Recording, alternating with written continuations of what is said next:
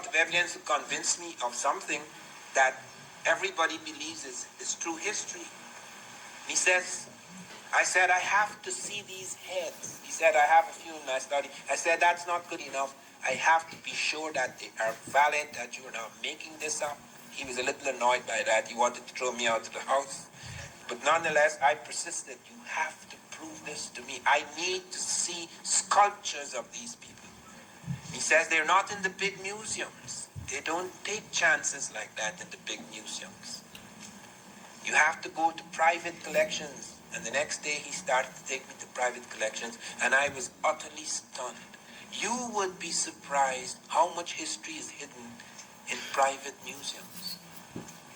They don't allow these things in the big places. It's just like in Egypt. I am responsible for returning to the modern Egyptians the splinters of the Sphinx's nose and chin, which Napoleon's army blew off. A friend of mine, Garland Roberts, an adventurer, he was in England. He went into the British Museum, and he found that they had the splinters of the Sphinx's nose and chin. How he did that, but he's a fellow, he's a daredevil. He would risk his life just to prove a point. And I says, you go back there. I'm going to pay your way to Britain. You go back and photograph the damn thing. Pretend you are a, messenger boy, whatever it is. Get a job there. Get the damn thing.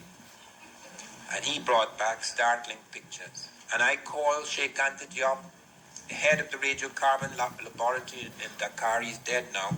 He was the leading African scientist. And I got in touch with him and I told him what had happened. And I got in touch with Gamal Abdel Mokhtar, the Arab delegate at UNESCO. Sheikh Anta was at UNESCO too.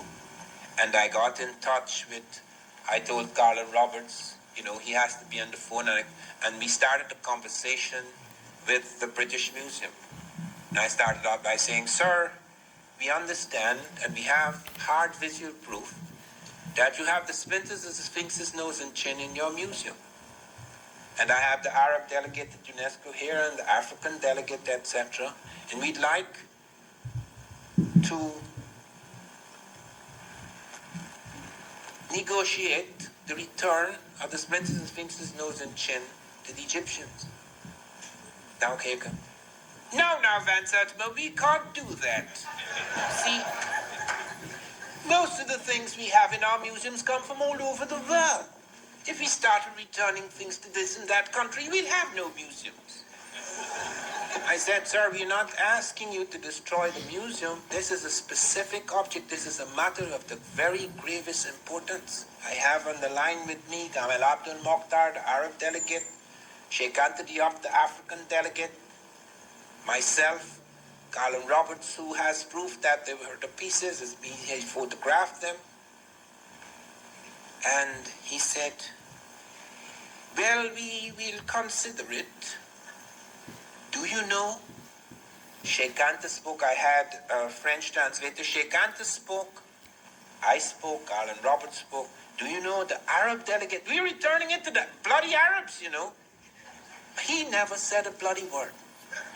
Because the Arabs are not Egyptian.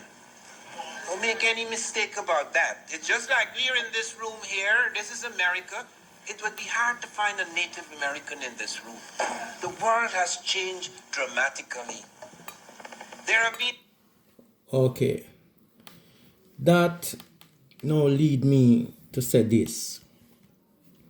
When I look in Egypt and I look at the Sphinx and all the other statues and the pyramid and everything in Egypt and the Giza Plateau, I see a war zone. Now we are learning that Napoleon army and them were fighting and they lick off the nose them and stuff. I can see a lot of war going there, so. And I can see say it cause over jealousy. I'm pretty sure of that. Because when we look at that place, until now, even we were only jealous. So we know. So it cause over jealousy. Boy, me I tell you. But this is where me I say. Them says a lost civilization. This is where me have a problem. All of the nose them off of the statue them gone, everything broke up and so much things taken away go different places. But this is where me see a problem. A lot of the things from that place, from the Giza Plateau and in Egypt, came up to be found in the Bible. A whole lot of it came up to be found in the Bible. Okay, if it was a lost civilization, the Bible was written 2,000 years ago. Where those information come from and find its way in the Bible 2,000 years ago. If you don't know what went on there, how come all these, if it's not, how come all these things found in the Bible and the Bible was written 2,000 years ago and all those things that was found in the Bible came from there? They had whatever they want to add to it, but they take bits and pieces of everything that they want to took from there and put it in the Bible and add their thing to it. Now I am saying, if it is a lost civilization, or if you didn't know that civilization, or if you didn't have a war with that civilization, how come all those things pop up in the Bible?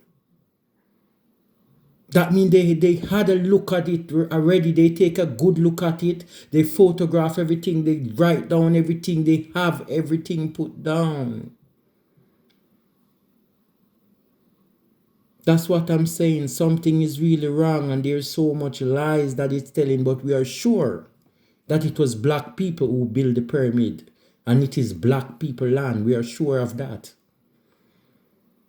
We're 100% sure of that. The statues, everything there is telling you that.